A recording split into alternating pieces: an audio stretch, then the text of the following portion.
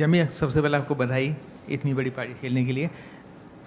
338 run जब target मिला तो टीम का क्या थॉट था, और जब आप बैटिंग करने के लिए आए तो आपके दिमाग में क्या चल रहा था कि इतनी लंबी पारी, इतना लंबा स्कोर चेज करना है, तो आपके दिमाग में क्या प्रोसेस चल रहा था, उसके बारे में ज़रा बताइए। या आई थिंक जब ये स्कोर आया, द टीम का thought was that against New Zealand in 49 overs we had scored 3-4-1. Against Australia and Vizag, where we had scored 333. So we knew that we've done it against this team, and I felt with the way Australia started, we were 20, they were 30 runs short with the way they were going, with the start they got. So I knew they were 30 runs short, and DY Patil is such a pitch, any score is chaseable. So I just knew that and मेरा thought process क्या था कि I just had to be there क्योंकि runs आते हैं, but I need to be there to get those runs. Jemima, it was a world record chase in the league stage that Australia did against India, and today it was. You think it was a fitting reply to Australia that you had a world record chase in women's ODIs? And were you praying, or were you tired that you were in between overs, in between deliveries, you were kneeling down and looking down? Were you praying, or what was it? Yeah, I was praying. I was talking to myself because actually I had lost a lot of energy. I was feeling very tired, and because of the tiredness, I was playing a few shots that, it was a very tricky phase at that time. Ki, should I go right now? Should I take it deep? So I think that was one learning for me also, like to just stay there. Towards the end we always take it deep. But yeah, I was praying. I was talking to God because I feel that I have a personal relationship with Him, and when I cannot carry myself, He always carries me.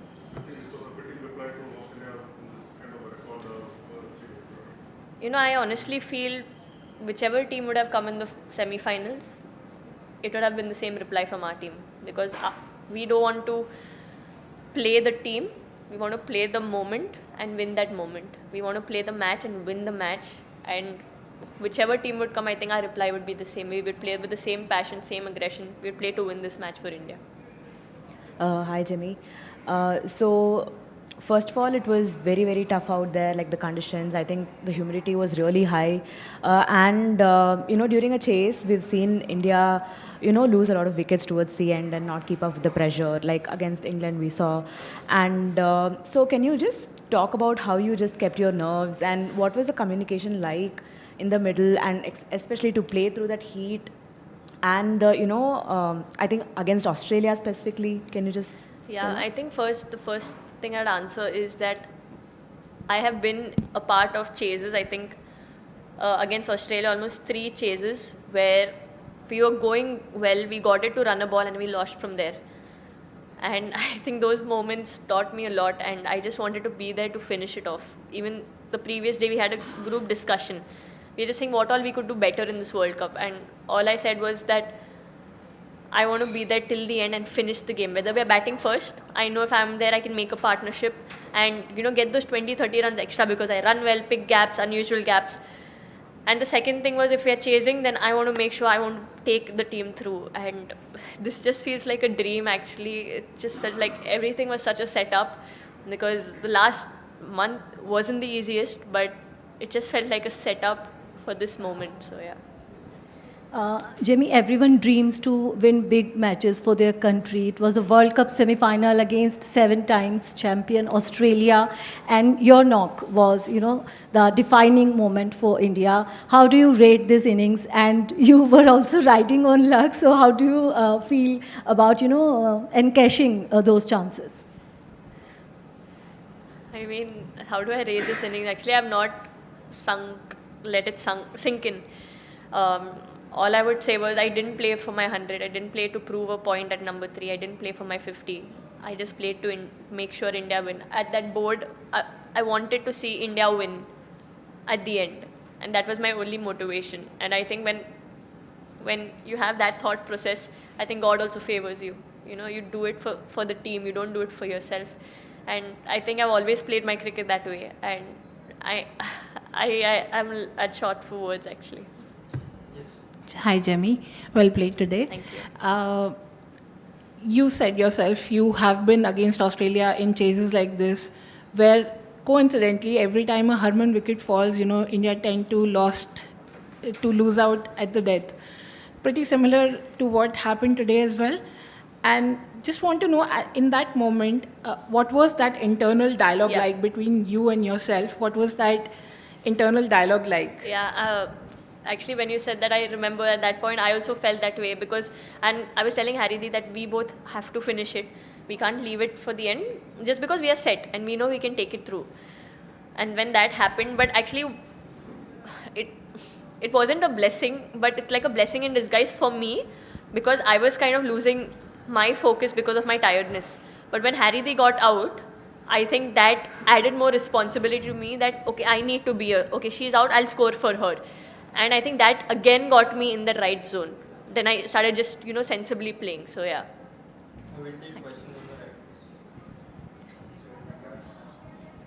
Congrats on the win. Just talk about the last month, as you said, it's not been easy. You've missed out on a game as well. Your first ODI World Cup. Could you just talk about the emotions of it all?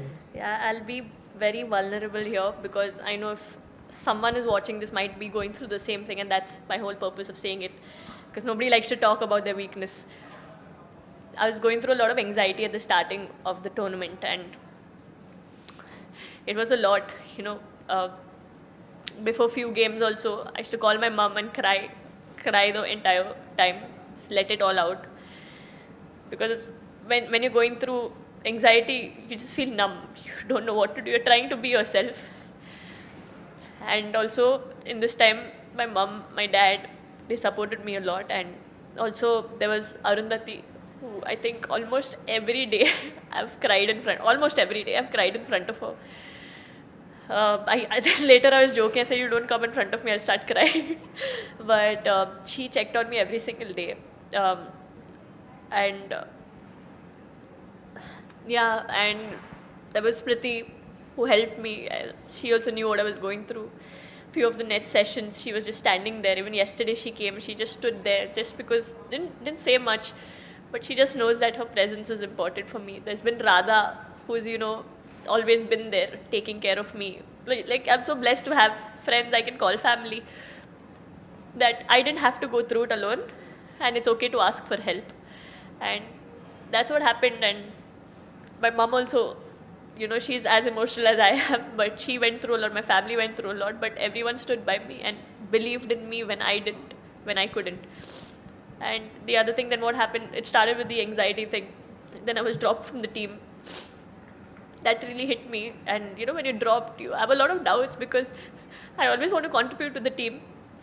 But that day I couldn't do much sitting out. And then when you come back in, it's a lot more pressure with everything that was happening in the past month.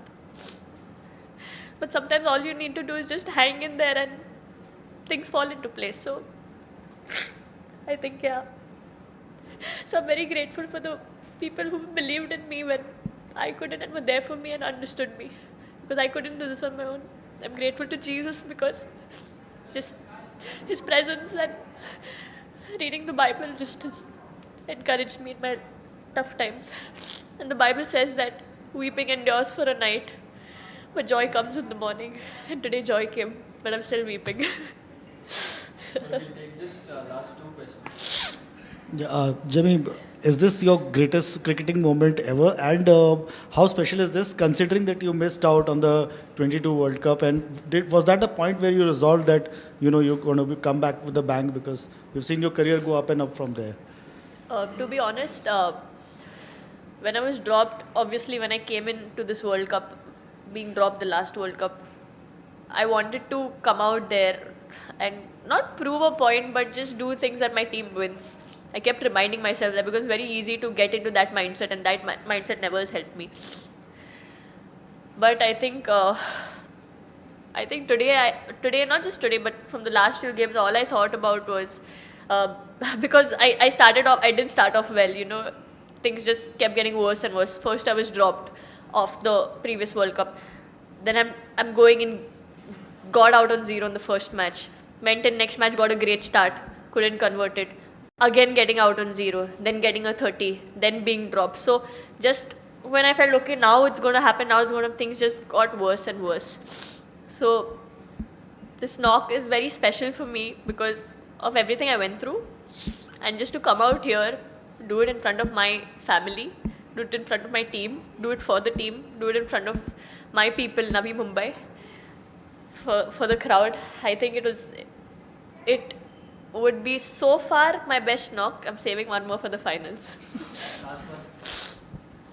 Hi, Jimmy. 5 minutes. That's all I want to know from you. Those 5 minutes, the thought that you had when you came to know you will be batting at 3 and the time you walked out. What went through your mind in those 5 minutes? I was kind of prepared for it when I thought that, okay, maybe the score is there.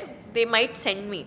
So when that notice came, I wasn't like unaware. I was ready for it. So, but I just gave myself, some time. I was taking a shower. I took my ice bath. First I asked. Then they said it's the same order. Then they sent a message again and they said, okay, you are going to go now. So I said, okay, but I was in the shower at that time. I just freshened up. I ate something because I'd not eaten. And I think once I walked in there, I just thought of how would I play for a Mumbai team when I lead Mumbai? How would I do it there? Because I knew I needed to be there, build a partnership with Smriti or Harman or whoever comes in from there. What would I do? And I know how important this match is, and I wanted to be there to finish it off. So all I did was, just kept telling myself, just stand here. Just stand here. Amazing things can happen towards the end. You just give God a chance. Just stand here. You never know what can happen towards the end of the match. And then whenever thoughts were coming, like, when I reached my 50, when I reached my 100, I didn't celebrate because at that moment I thought of it and I looked at a hotel right here and I said, tomorrow morning, what would make me happier? Would it be a 50? Would it be a 100? No, it would be India winning. And I want to wake up with that. I want to sleep with that smile ki we are playing the finals and I'm waking up to get ready for a finals. So I think that kept me motivated too. Thank you everyone. Thanks a lot for your time.